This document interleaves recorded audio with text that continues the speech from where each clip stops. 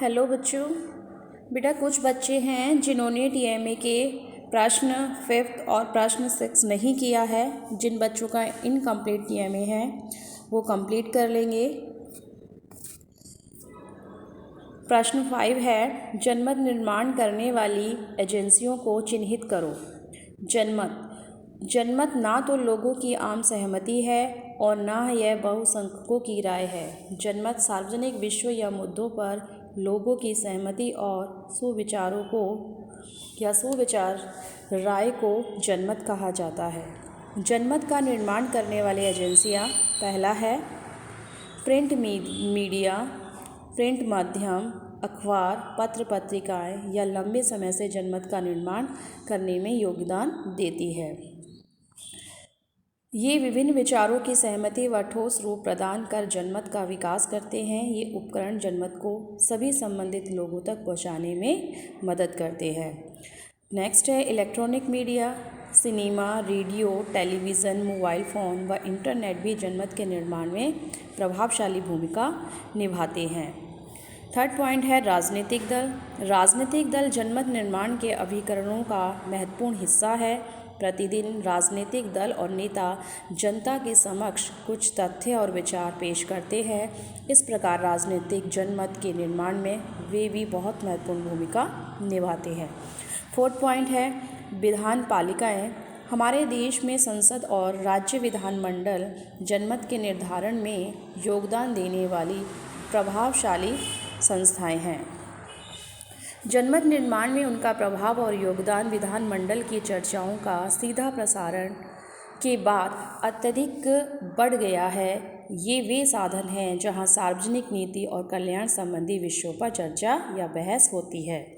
Last point है fifth, शिक्षण संस्थाएं। विविध शिक्षण संस्थाओं को भी जनमत निर्माण में सहायता करती हैं। स्कूल, कॉलेज, विश्वविद्यालय और व्यवसायिक शिक्षण भी हमारे संस्थाओं का हमारे मस्तिष्क पर भी प्रभाव पड़ता है। और ये कुछ आपके जनमत के स्रोत दिए गए हैं जिसके माध्यम से जनमत का निर्माण होता है।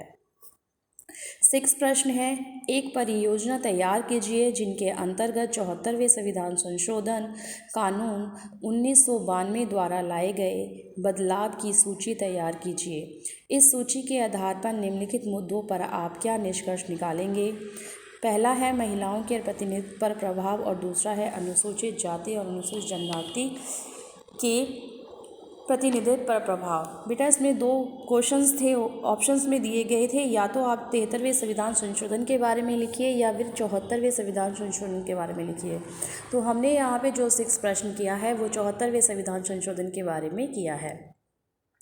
1992 में किए गए 74वें संविधान संशोधन से शहरी स्थानीय निकायों की संरचना तथा कार्यों में महत्वपूर्ण परिवर्तन किए गए हैं। इनमें से कुछ महत्वपूर्ण पॉइंट्स नीचे दिए गए हैं। पहला है भारत के प्रत्येक राज्य में शहरी स्थानीय निकायों का गठन, जैसे कि नगर निगम या नगर परिषद, नगर पंचायतें इत्यादि। सेकंड पॉइंट है राज्य निर्वाचन आयोग द्वारा नियमित व निष्पक्ष चुनाव, यानी जो राज्य निर्वाचन आयोग है वो निष्पक्ष और नियमित चुनाव कराए। अधिक से अधिक 6 माह के लिए नगर पालिका सरकारों के अतिक्रमण का प्रावधान होना चाहिए। आरक्षण के माध्यम से समाज के कमज़ोर वर्गों को या महिलाओं को नगर पालिका सरकारों में उचित प्रतिनिधित्व मिलना चाहिए। राज्य विधान पालिका द्वारा कानून बनाकर नगर पालिकाओं और वार्ड समितियों को शक्ति और कार्यात्मक उत्तरदायित्व सौंपे गए हैं। 6 पॉइंट है प्रत्येक 5 साल बाद राज्य वित्त आयोग का गठन, जो नगर पालिकाओं की वित्तीय स्थिति की समीक्षा करता है तथा उनकी वित्तीय स्थिति को सुधारे जाने की आवश्यकताओं के लिए सिफारिश देता है। महिलाओं के लिए जो कदम उठाए गए हैं या फिर अनुसूचित जाति या जनजातियों के प्रतिनिधित्व पर जो प्रभाव पड़ा है। पहला है महिलाओं के प्रतिनिधित्व पर प्रभाव।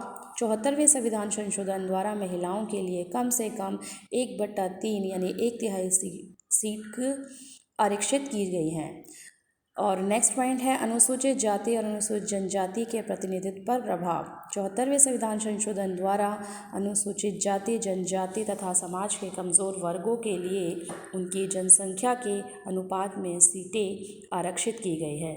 शहरी स्थानीय निकाय जैसे बड़े शहरों में नगर निगम परिषद और परिवर्ती क्षेत्रों में नगर पंचायत को संवैधानिक संशोधन 1992 में मजबूत बनाया गया है। पंचायती राज संस्थाओं की तरह इनमें भी अनुसूचित जाति और अनुसूचित जनजाति, अन्य कमज़ोर वर्ग तथा महिलाओं के लिए सीटें आरक्षित की गई है। तो बेटे ये आपके जो लास्ट के 2 प्रश्न थे ये कंप्लीट हो गए हैं और आप इन्हें